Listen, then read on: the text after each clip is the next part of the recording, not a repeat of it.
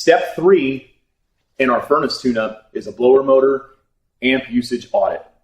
So what that is the blower motor up here that moves the air through your home that we've talked about a little bit earlier. In this case, it's hidden behind this panel, but all the wires that make it run through right here. So we have special tools that when we get in here, we're going to clamp them around these wires, and it's going to tell us what kind of energy this unit is drawing. Then we got to go back and check the data plate in here and make sure that it's within the manufacturer's specifications. If it's too high, something's wrong. We want to make sure that we're not overspending your money to PG&E and getting less efficiency out of the furnace. The other big thing that tends to happen when a motor starts to overamp is the run capacitor up here, or the motor could fail, and they always fail on the most unlikely time. So a furnace doesn't fail in the summer when you're using your air conditioner.